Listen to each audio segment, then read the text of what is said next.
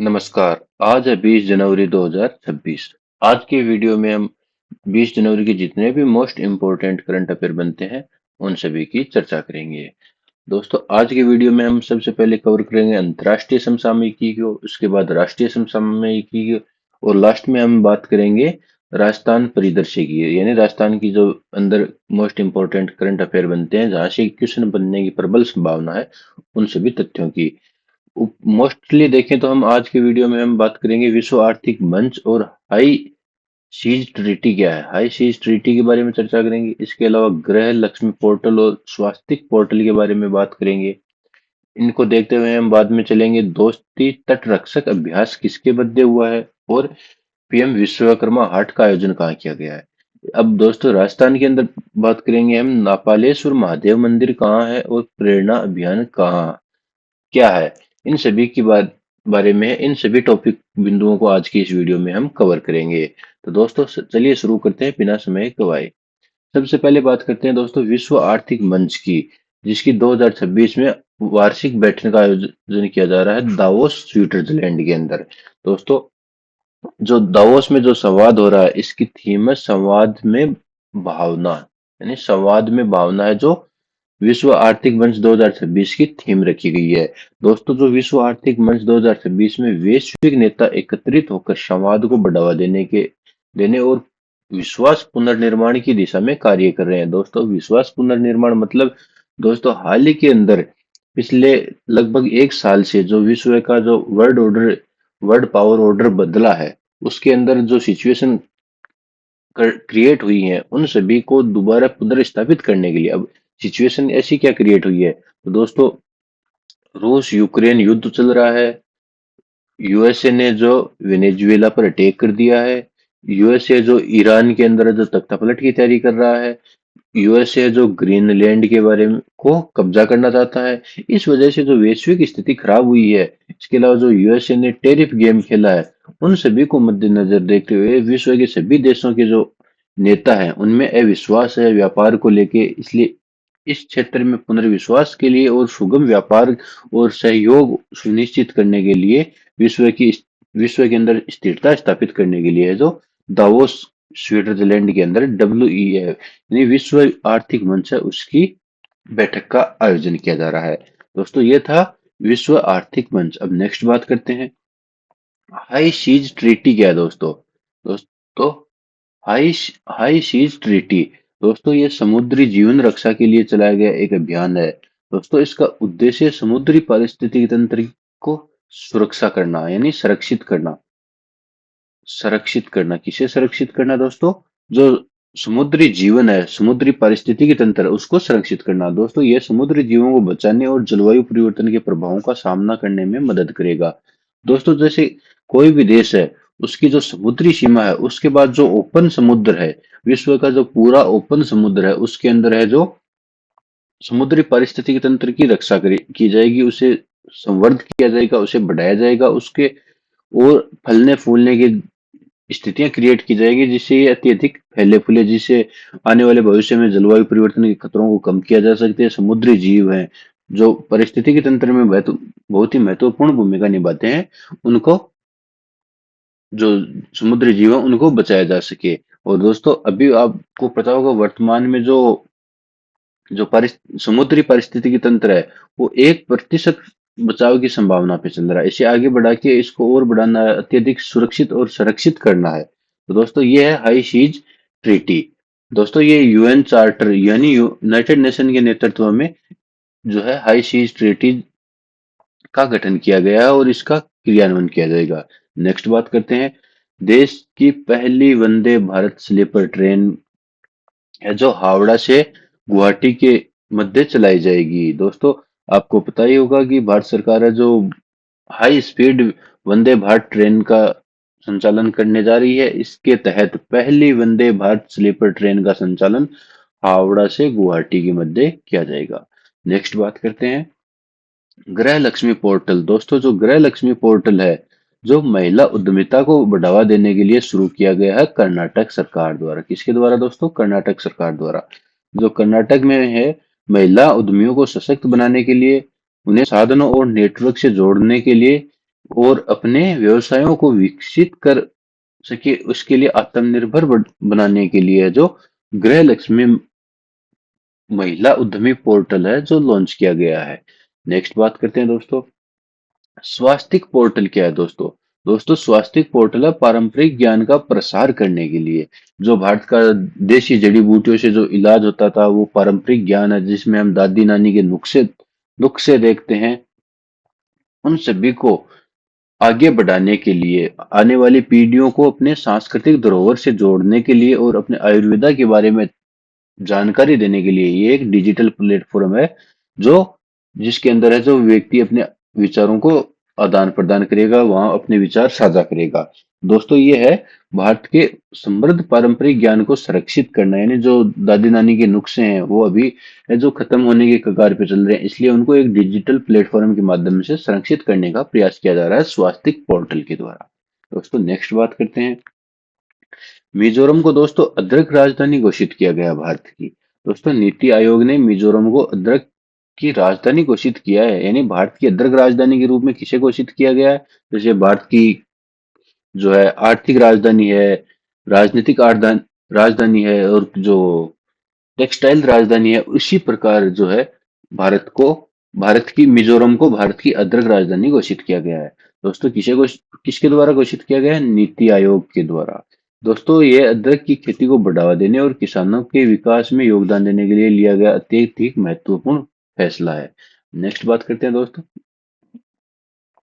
दोस्तों, Ratapani tiger reserve का पुनर्नामकरण हुआ है। दोस्तों पहले तो ये देखते हैं रातापानी टाइगर रिजर्व कहाँ है। तो दोस्तों ये मध्य प्रदेश के अंदर रातापानी टाइगर रिजर्व है। अब इसका नाम चेंज हुआ, तो नाम क्या कर दिया गया है दोस्तों, इसका नया नाम रखा गया doctor Vishnu Shridhar Wakankar tiger reserve है।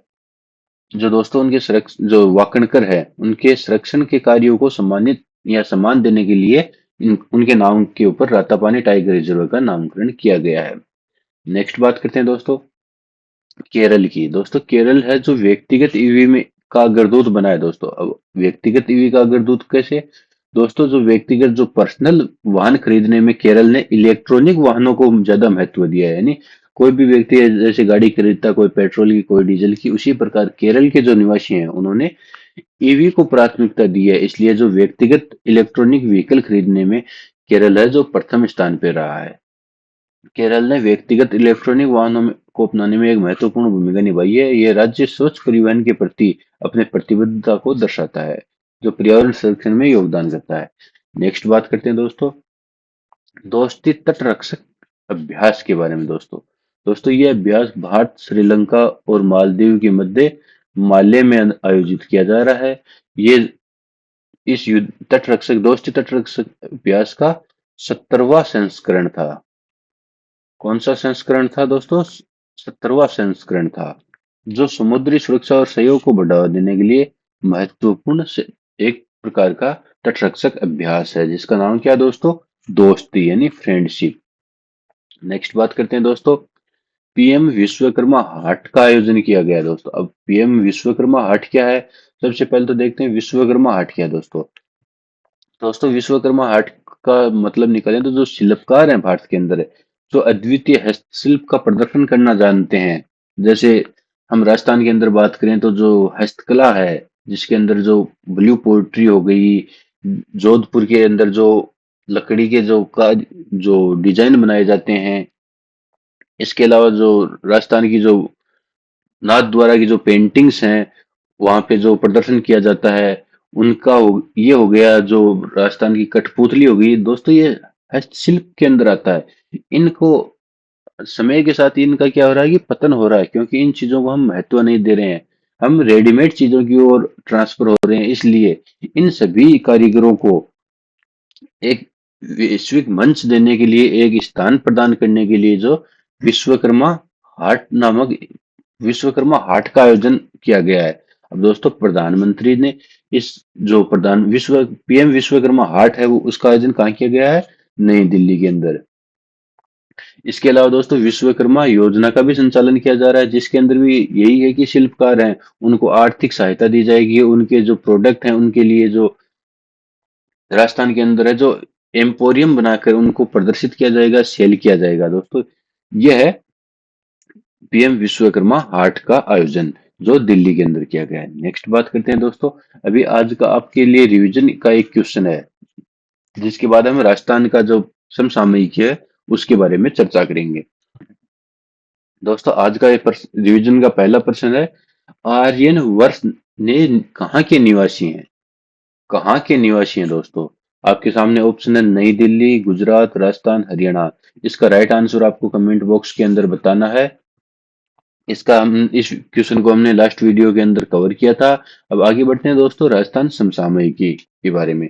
दोस्तों राजस्थान के अंदर है जो कृषक अधिकार पंजीकरण पखवाड़ा चलाया गया, ये पखवाड़ा कहाँ मनाया गया? ये कब से कब तक मनाया गया दोस्तों? ये 1 से 17 जनवरी तक मनाया गया। इसके अंदर क्या की गई दोस्तों? ये फार्मर रजिस्ट्री को समर्पित था। अब दोस्तों फार्मर रजिस्ट्री मतलब दोस्तों जो जितने भी किसान है उनके जो भूमि है सभी के, इसमें भूमि में किसी के नामकरण में, किसी के जो जो वसीयत होती है उनमें इश्यू चल रहा होता है, क्योंकि लैंड है, जो जमीन है वो एक पीढ़ी से दूसरी पीढ़ी में ट्रांसफर होती है। तो कुछ लोगों को पता नहीं होता है कि किस प्रकार से होना है। ये उनके दादा परदादाओं के नाम से पड़ी जो जमीन पड़ी रहती है, और उनके उनके मृत्यु होने के बाद उनके वारिसों को प्राप्त नहीं होती है। इसलिए दोस्तों जो सरकार की योजनाएं हैं, जैसे प्रधानमंत्री जो किसान सम्मान निधि है, मुख्यमंत्री किसान सम्मान निधि योजना, इनका लाभ नहीं मिल पा रहा है। इसके अलावा जो और भी योजनाएं हैं, जैसे निःशुल्क बीज वितरण योजना है, इन प्रकार की जो योजनाएं हैं उनका लाभ नहीं मिल पाता है, क्योंकि डायरेक्ट उनके नाम पे जमीन नहीं है। इसलिए उन जमीन को रिकॉर्ड करने के लिए, उस जमीन को एक रजिस्टर्ड करने के लिए कि उसके ओनर कौन है, जो फार्मर रजिस्ट्री के लिए है, जो कृषक अधिकार पंजीकरण पखवाड़ा चलाया गया, जिसके अंदर बहुत सारे किसानों ने है जो जा जाके इसमें किसानों को जाना ही नहीं पड़ा। सबसे बड़ी बात क्या हुई कि जितने भी पटवारी हैं, पटवारियों ने जा जाके जो जैसे चौपड़ हो गया गांव का, इसके अलावा गांव के अंदर जो सार्वजनिक सामुदायिक भवन हो गया, इसके अलावा जो गांव के अंदर जो बैठक होती है, जिसे हम स्थानीय भाषा में गुआड़ कहते हैं, चाय की टपरी होती है, वहां पर जाके पटवारियों ने जाके इस चीज का सत्यापन किया, यानी फार्म किसानों की रजिस्ट्री की। इसलिए इसमें क्या हुआ कि सरकार है जो किसानों तक चल के गई, न कि किसानों को दफ्तरों के बार बार चक्कर काटना पड़ा। इसलिए क्या हुआ कि इसका बहुत ही सफल आयोजन रहा, और इसके जल्द ही इसका 2.0 अभियान भी चलाया जाएगा, यानी दोबारा से है जो कृषक अधिकार पंजीकरण पखवाड़ा दोबारा से चलाया जाए। अब कब चलाया जाएगा उसके बारे में हम नेक्स्ट, जब भी चलाया जाएगा, बात कर लेंगे। नेक्स्ट बात करते हैं दोस्तों जैसलमेर का मरु महोत्सव। दोस्तों 29 जनवरी से 1 फरवरी तक है जो जैसलमेर के अंदर मरु महोत्सव का आयोजन किया जाएगा।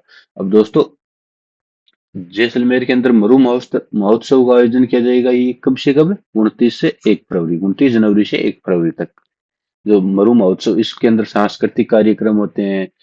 इसके अलावा जो यहाँ के व्यंजन है, उसकी जो हस्तकला है, उन सभी का प्रदर्शन किया जाता है। इस प्रकार का ये आयोजन होगा। नेक्स्ट बात करते हैं दोस्तों अमरूद की। दोस्तों अमरूद उत्कृष्टता केंद्र है जो सवाई माधोपुर में स्थापित किया जाएगा। कहाँ स्थापित किया जाएगा दोस्तों? सवाई माधोपुर में।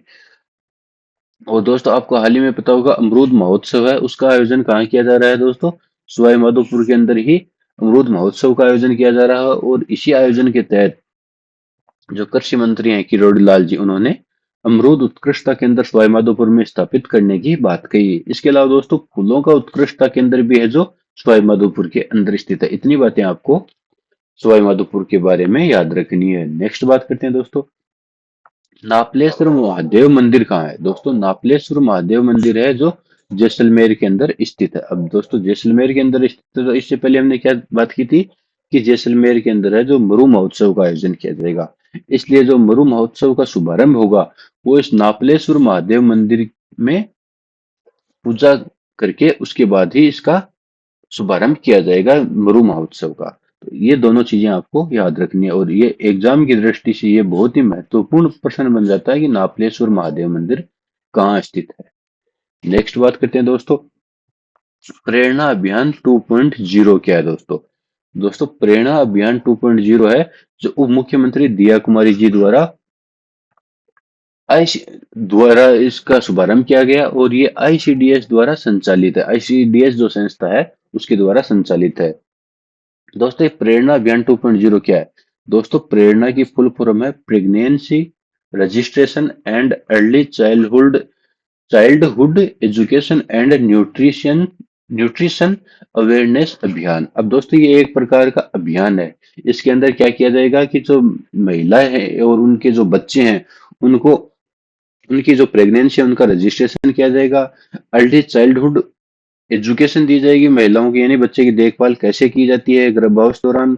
और उसके अलावा जो महिला को कौन कौन से न्यूट्रिशंस लेने चाहिए जिससे बच्चे का विकास अच्छे से हो, बच्चा कुपोषण का शिकार ना हो, इन सभी के बारे में एक अवेयरनेस अभियान यानी जागरूकता जागरूकता अभियान है जो चलाया जाएगा।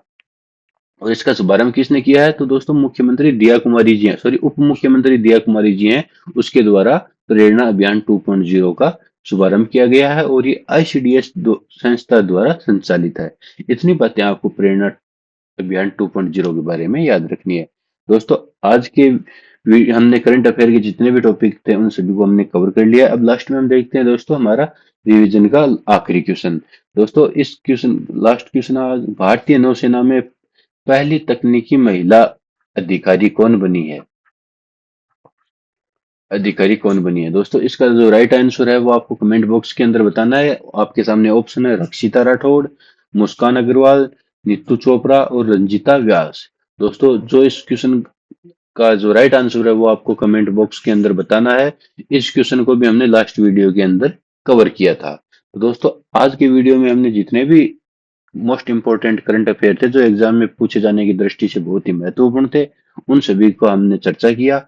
आज की वीडियो में बस इतना ही, मिलते हैं नेक्स्ट वीडियो में, तब तक के लिए जय हिंद जय भारत।